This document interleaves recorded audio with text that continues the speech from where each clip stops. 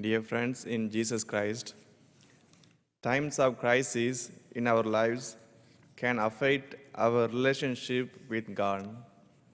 The crisis might have to do with the state of health or with the loss of a loved one or with an important relationship in our lives breaking down.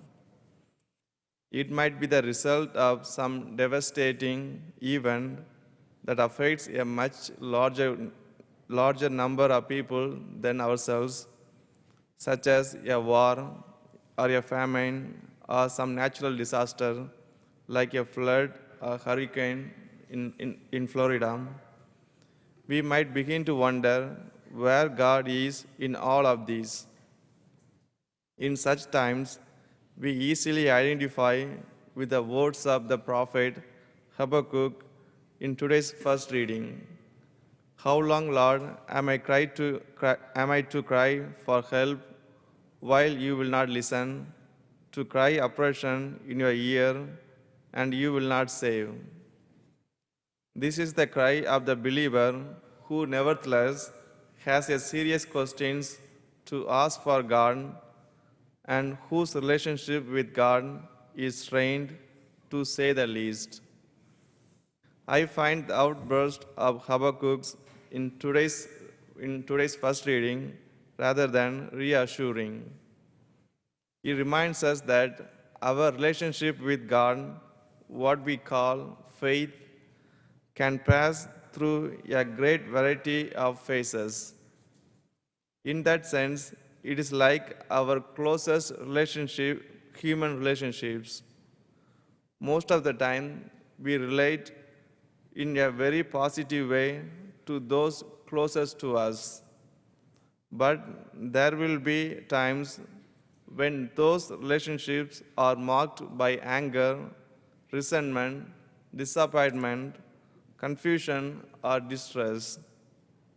The presence of these emotions is not necessarily a sign that the relationship is in serious trouble. It is simply a sign that the relationship is a human. Habakkuk questions to God reveals his anger, disappointment, and confusion with God. Yet he was very much a believer.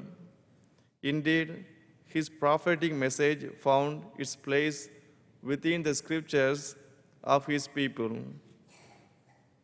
When we find those same emotions entering our relationship with God, it is not necessarily a sign that our faith is weakening. It would be a great mistake to interpret those feelings towards God as an indication that we are losing our faith, and then on the basis that to turn away from God and allow God to drift from our lives. The right way to deal with those emotions toward God is to acknowledge them and to express them to God in our own words, as the prophet Habakkuk did. We can make the mistake of thinking that faith is always a joyful and satisfying experience, and then when it is not so, to imagine that our faith is diminishing.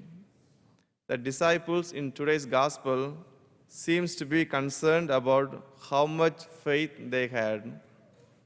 They turned to Jesus and asked for more faith, increase our faith.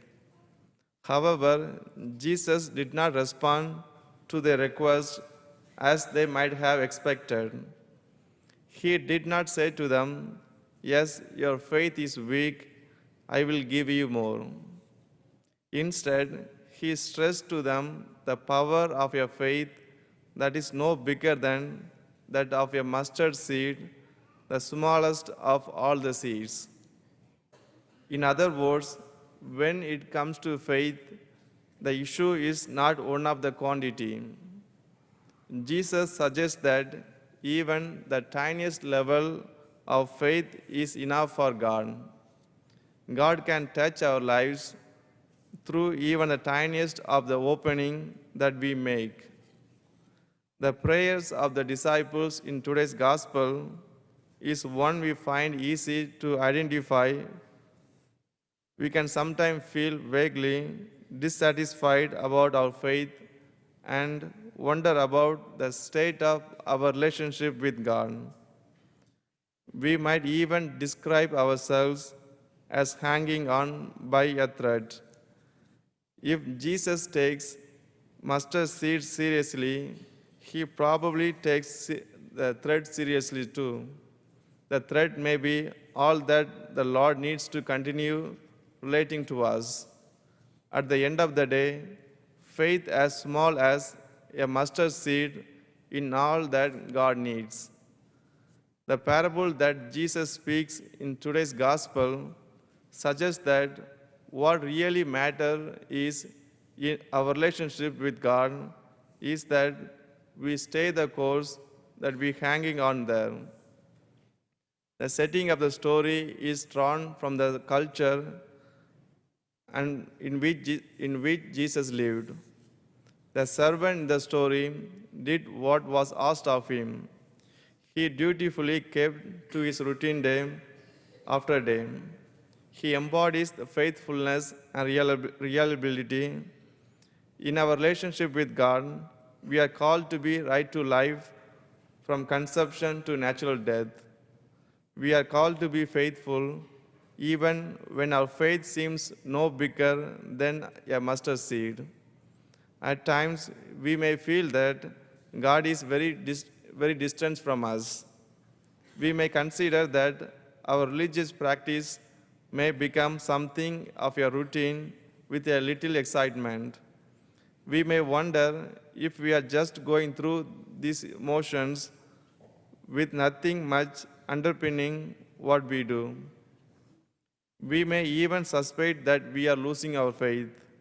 The parable assures that God sees our faithfulness even when we might doubt about it, that God values our faithful service even when we are tempted to make light of it.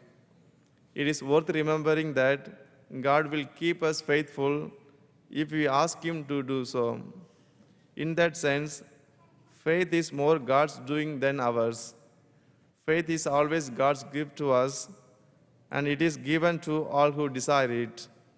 No matter how small that desire may appear to us, a desire the size of a mustard seed is all God needs to bestow His gifts.